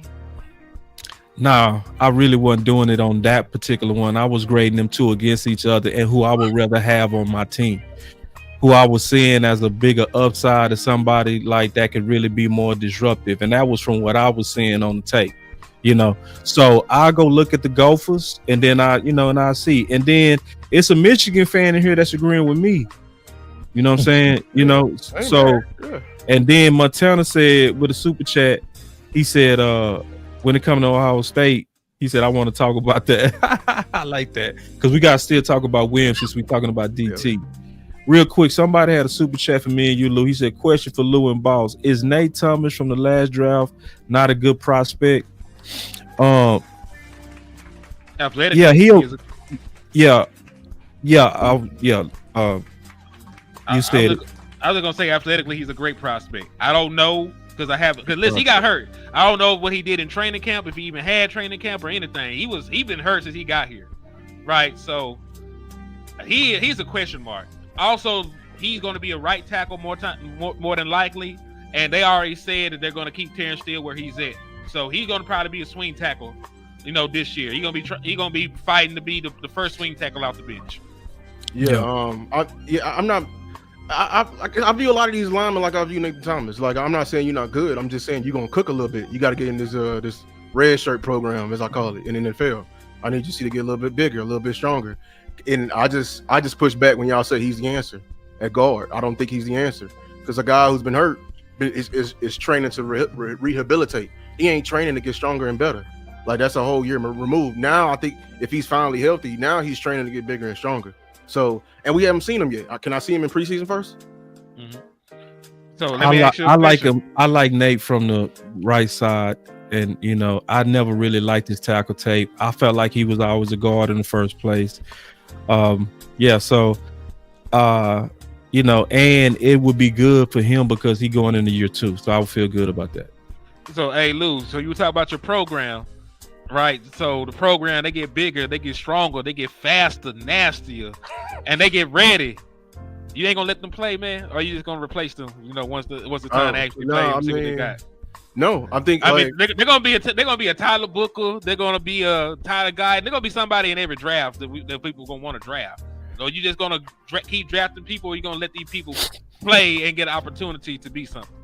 like, here's what I gotta push back. After they prove themselves in your program. Here's what I gotta push back. Like I don't believe these guys are long-term options.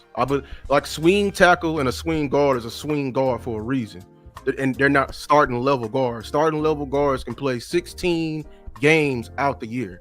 I think the perfect example of that is your guy Bass when he came in for left guard. When he came in that Steelers game, he started out hot. You know what I'm saying? He started out hot, and then towards the end, you saw him get tired, and they put my guy Cameron Hayward on the side, and Cameron Hayward started to whoop that ass.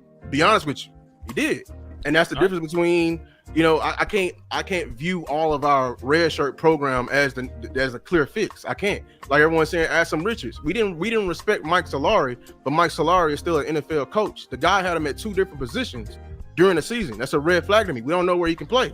He can't play tackle because his feet is too slow, and at guard, he trips over himself. So where do we play him? So that's what the preseason is for. All right, so let me ask you the same thing about Hoffman, who played 7 games, who started 7 games. He played more than that. Started 7 games, played well in 7 games. So you don't get him an opportunity to see what he can do in a full season, because he actually, unlike the people we're talking about drafting, played well in the NFL. It depends on who's there, man. I don't want him at guard. I'd rather see him at center. And then sometimes it's unfortunate. Like it's like I intended on keeping Dez, but CD Lamb was there. Dez was gone way before CD Lamb. I mean, you know what I mean, though. It's like, you see what I'm saying? I wanted to bring back Dez, but CD Lamb was there. You know what I'm saying? It's like, it just depends on who there. You know, that's not the most accurate metaphor, but something like that. You know, sometimes the guy that you draft is just such an upgrade that, yes, I did want you to develop, but I can't turn away that talent that's sitting there. It just depends. Yeah, you just depth pieces are just depth pieces. Like, look at receiver. I mean, Tolbert. Tolbert been developing. Will you ever see him as a starting caliber receiver? He played 17 games. Would you ever see him as a quality number 2? No, but we seen him in 17 games, and we know that because we seen him in 17 games. You saying Hoffman need? Yeah, you saying Hoffman need more reps to really be able to determine if it's fair to move on. Yes, because he played well enough, with the stuff and I agree. That you put on his plate, he did well with it. I agree. 7 games of solid football play. He even played great in a lot of them. So I'm gonna ask you one more question that'll just, I think, will put us on the same page. Let's say if we got somebody that you felt comfortable with some kind of way, maybe by trade, right? A number 2 weapon. Would you be okay with somebody that you knew was a major upgrade over Hoffman? If I could get my weapon, I might consider it. But it also going to come down to this: what do you value more right now? Because you got like 90 holes. Like I think this is why there's so much contention around drafting people, because you don't ever do anything in free agency. So this is going to be my next thing: are we going to draft Tyler Booker and he's not the best player on the board when we go to draft? Let's say we get the weapon, right? Let's say we get the weapon. Would you not take safety number 1 when you need safety help? Would you not take one of the defensive tackles we talk about if one of them slip? Right?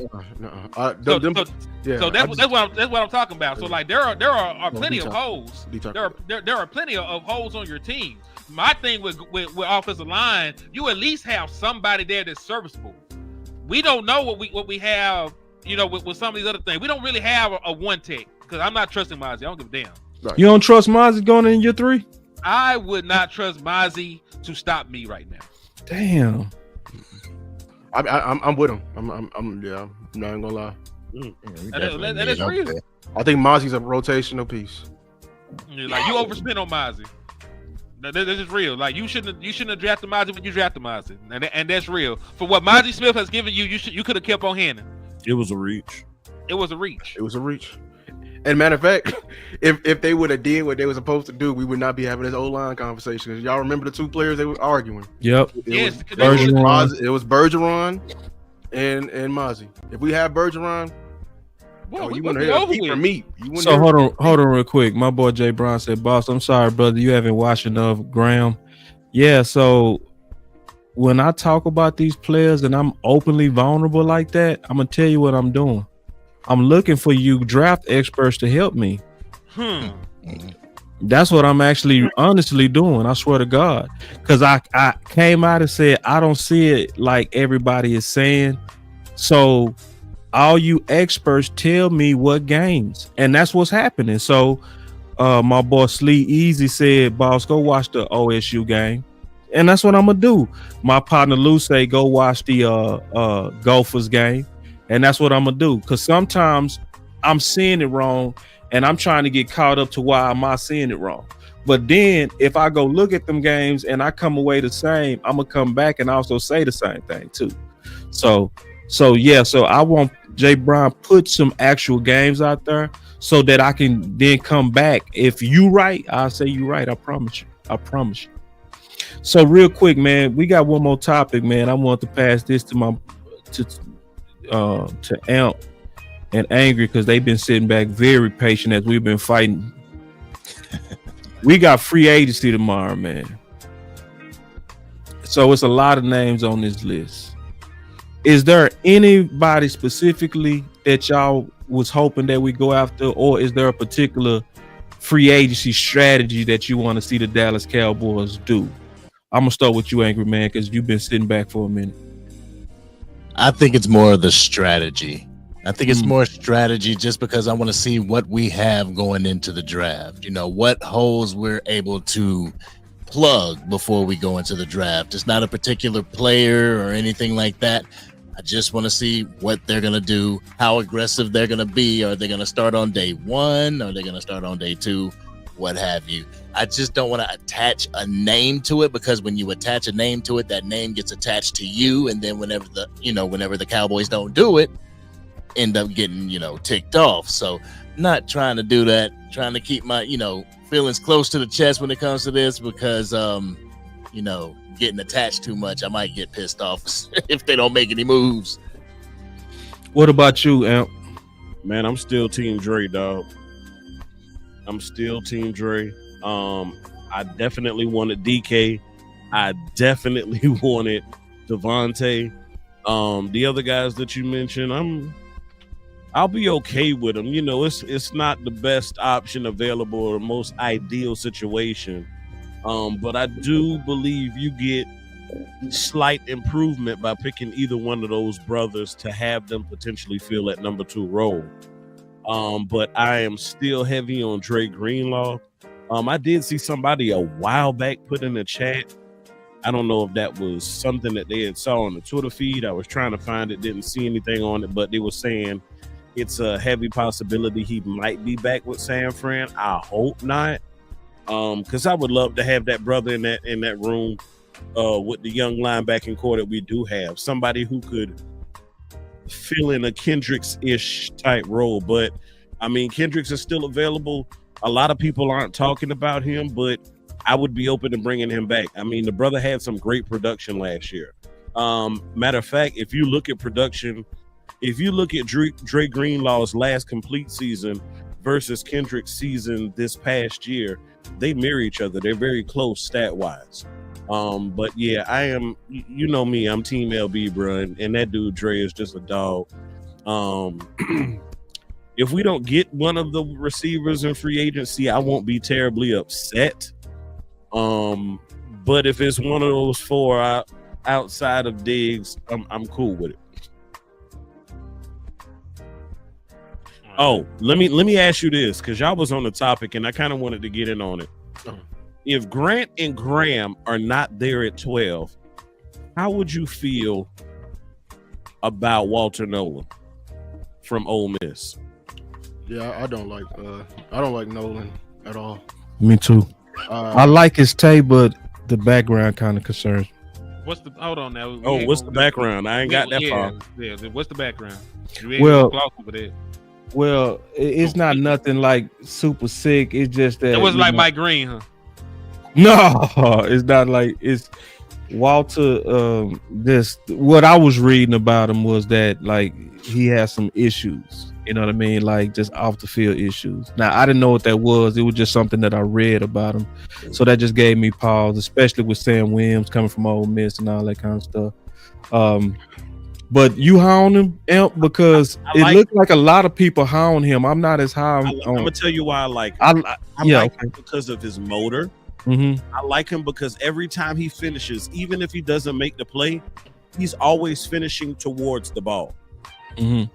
And his push is tremendous. I mean, he moves some people.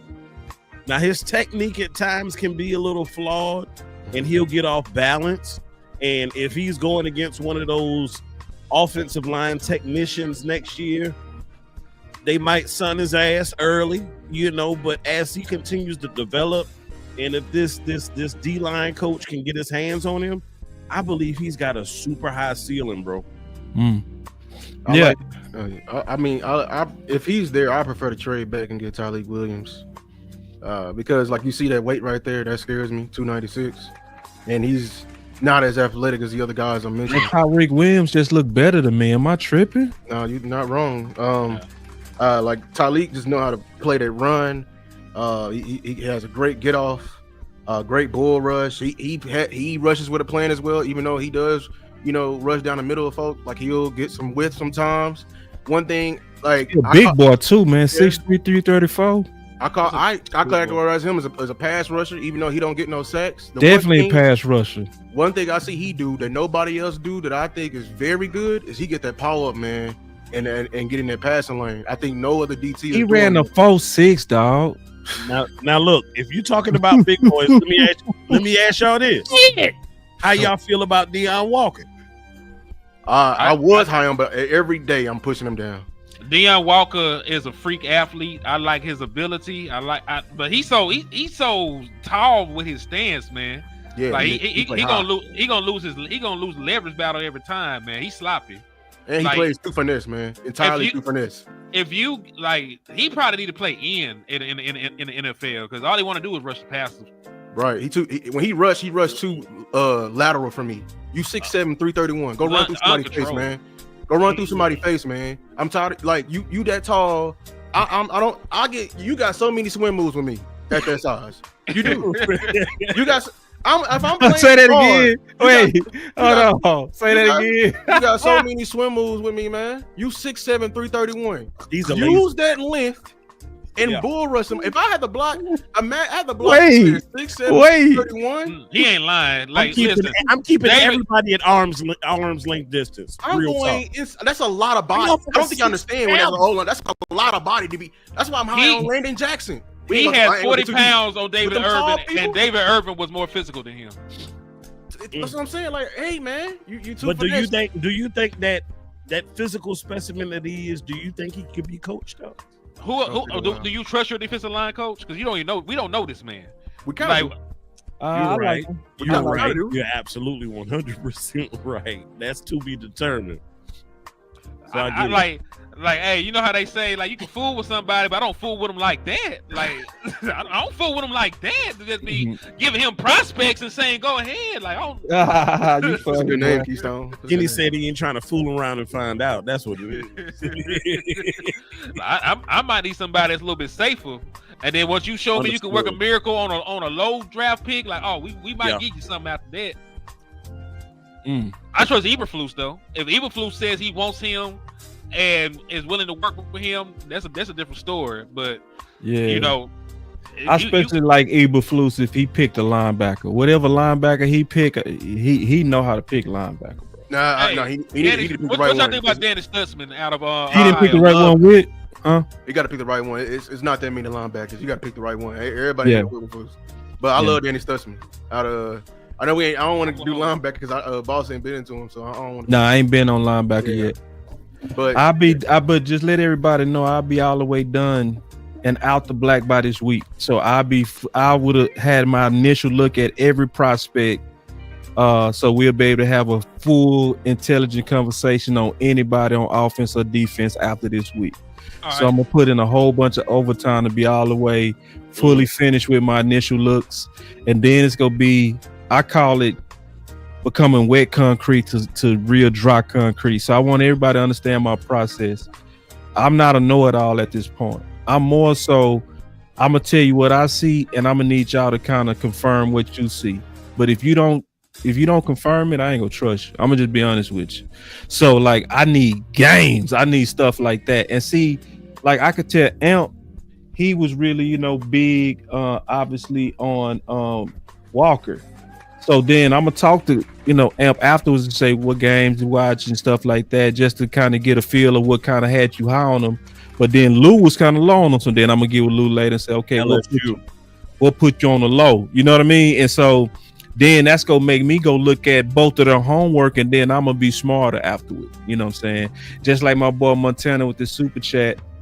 Just this type of stuff is what I'm in it for. This is not a know-it-all draft show. This is a learning draft show.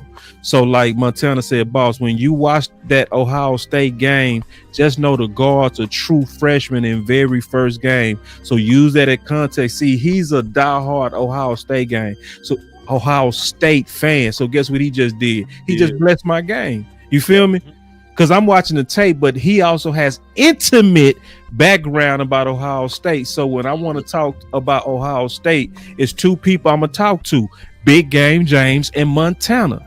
Right. They go really give you the details because they follow them like they follow the Cowboys. So I just want to kind of let y'all know that's the spirit of what we doing. We getting ready to give our final words. Hey, and I was actually gonna ask y'all some stuff before we got off here. You got time? Do y'all got time? I'm Gucci. Let's go. Yeah. Y'all good? Yeah. But if you go moderate, go ahead and pick who you go talk to. Like, okay, so I'm actually trying to come to Lou with a compromise, right? You still fighting? No, I'm not fighting. This is actually on the back end. Got me. I want to know how deep he got into offensive line and wide receiver, because we do have 3 fifth-round picks. So we might be able to parlay one of them into a fourth, or we could use all 3. I wanted to know from him who are some back-end offensive linemen that he would take, and I was going to give him some back-end wide receivers I would take. So it wouldn't be the end of the world. Hey, I got some back-end offensive linemen. You can ask me too. Okay. Let's start.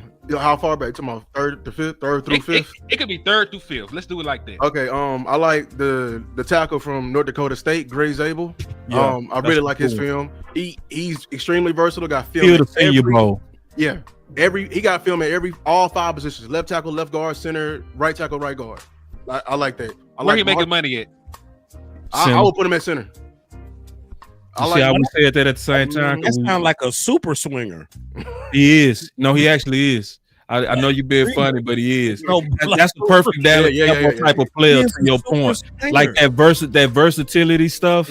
That's all day Dallas Cowboys. But go ahead, Lou. I like Marcus Bowe from Purdue. I like his hand fight. Like no lineman, you really don't see young guys have that hand fight. Like when having hand fakes and chop downs and rip downs.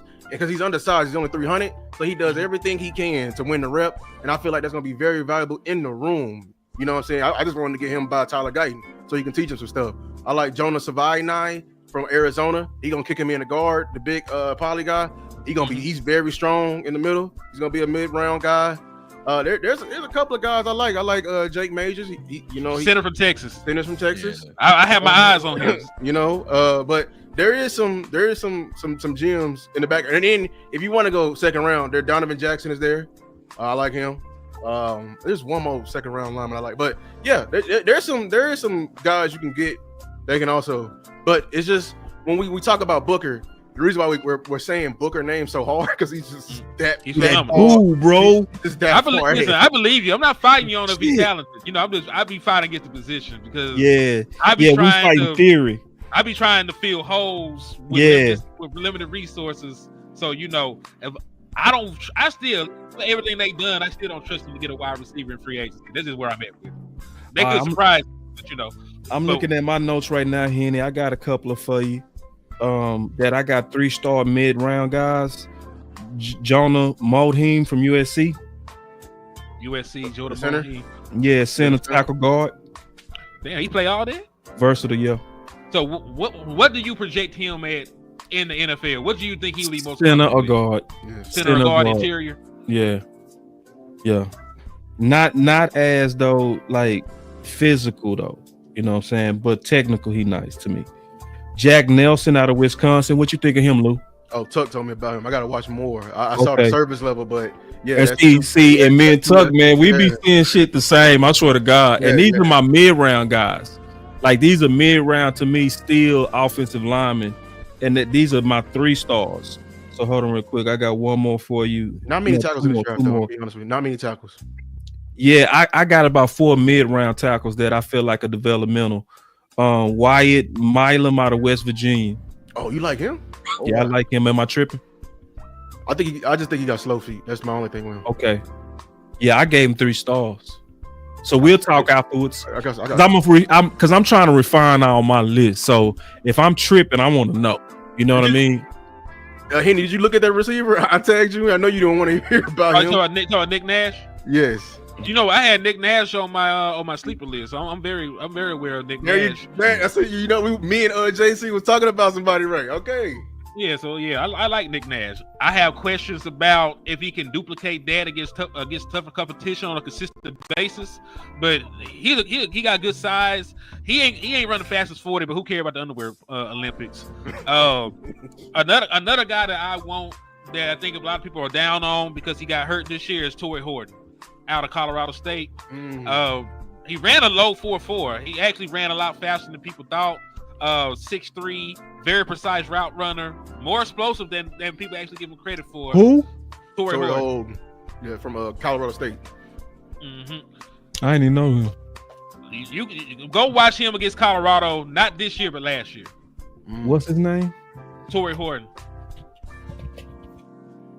Go watch him against Colorado. Then watch him this year against Oregon State. They lost. Spell his name. Spell his name, man. TORYHORTON. Okay, I got it.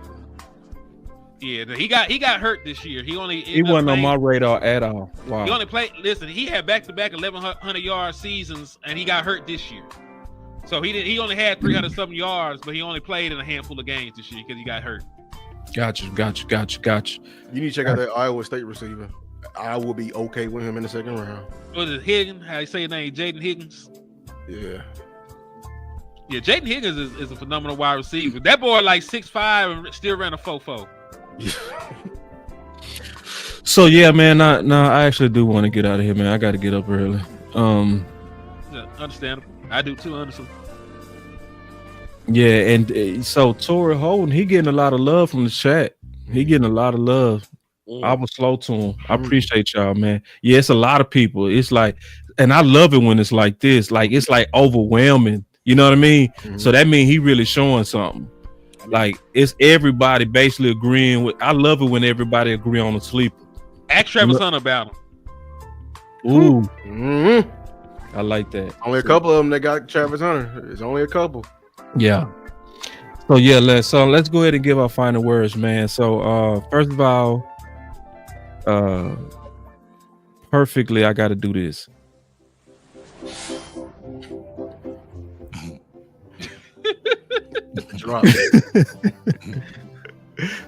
Just because of the day it is, obviously the biggest news is what happened with Miles. You know what I mean? So that just changed everything, right? So free agency start tomorrow. It's getting ready to get extremely fast.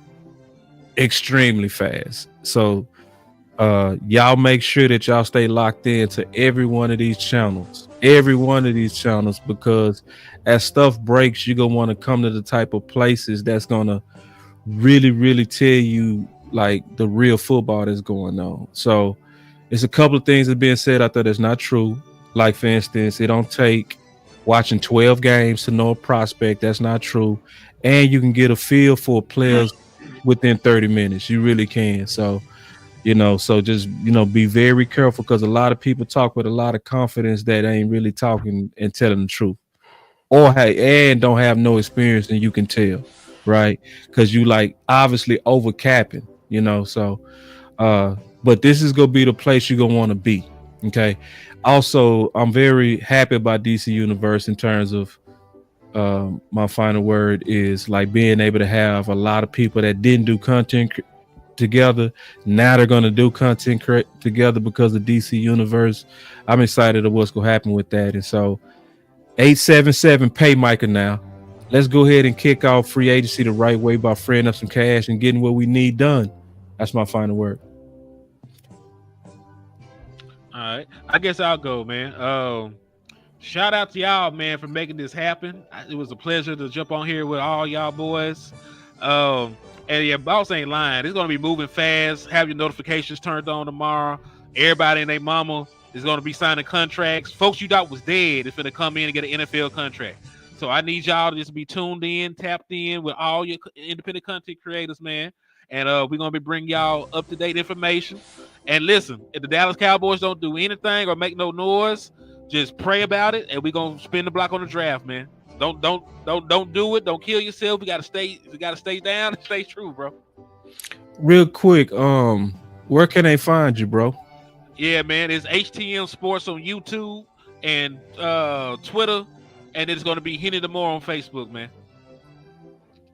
There it is, man. Appreciate it, man. What's your final words, Luke? Yeah, my final words is, of course, let's pay Micah now. You flipped the switches last week. You flipped the switches on, in the office. Now it's time to get to work. You did some things last week, and I commend you for it. I'm a man of my word. But at the end of the day, my coach always told me, boy, if you make plays, don't live your life in the paper. It's always about the next week. You feel me? So, like he said, free agency is going to open up tomorrow. I don't want to hear no excuses. I don't want to hear no excuses at all, because it's crucial that we do something in this free agency. And I don't want to see the same thing. I don't want to see tier 16. I want to see at least tier 9. Okay? I just want to see some type of, I want to see LB. I want to see something so we can go into this draft level-headed and everything like that. And to Steven, if you go in there with the excuses, I'll leave you with this poem. Excuses are tools of the incompetent, used to build monuments of nothingness, and those who specialize in using them seldom accomplish anything. That's my final word. Yeah, I like that. Yes, I just want to say thank you to everybody that's been in the chat. Thank you to you gentlemen for having me on and having this DC universe to where we can get this classic Cowboys content. But me, really, I want Cowboys Nation to really temper their expectation. Temper the expectation, because ever since a free agent has come available or somebody has come available, either being released, it's like, we got to get this person. We got to get this person. Like, the Dallas Cowboys really don't have to get the top person, but get somebody that works well with the team, that works well in the scheme, that is a puzzle piece that we're missing. I just don't want the Cowboys to go in and just get anybody, just to fill a hole, because we've done that for years. But that's my final word. You guys can find me at The Angry Cowboys Fan on YouTube, The Real ACF over on X, and Angry Cowboys Fan on Facebook. Thank you guys again. Salute. Cowboys Nation, was good with y'all. To the panel, I had a pleasure doing the show with you all. Salute the boss. Salute the Angry. Salute the Henny. Salute the Lou. Man, we had some incredible fights this evening. But one thing I want to highlight is the fact that despite the fights, despite the combat, Yeah. y'all came here, you stayed tuned, and you watched because it was respectable. Because everybody on this panel works. You understand me? And I'm not talking about their 9 to 5. I'm not talking about their side hustle. I'm talking about working when it comes to this draft. So each one of them in their own right has a reason to push for whatever they believe in, because they've done the work. And so I heard angry, but I want Cowboys fans to keep their foot on the gas as far as gaining resources. Though we may not have attained, some of the top tier guys that we wanted, we still got to keep our foot on the gas pedal, because we still got a roster to fill. And guess what? I don't care how much we trade back, we are not going to fill the holes on this team with the draft. It ain't happening. Mathematically, it ain't possible. So I get it. You like your guys, and the guys that you have brought back, I'm cool with. I'm cool with Brock. I'm cool with Wanye. I'm cool with Marquise. I like those guys. So kudos to y'all. But I think what you're going to see is you're going to see more quantity, lower tiered players. And I think that's the abundance that you're going to see. That's the selectively aggressiveness you're going to see. They're going to target those lower tier guys. They're going to select from that pool, but they're going to get a fairly large quantity of it. And they've already got a head start with some of their guys. Now, you heard people talking about the draft today. You heard people talking about free agency. Guess what? There's a wide range of players on either front. There's good players, there's better players, and there's some of the best players. Nonetheless, good, better, best. Never let it rest until your good becomes your better and your better becomes your best. Until next time, Cowboys Nation, y'all be blessed.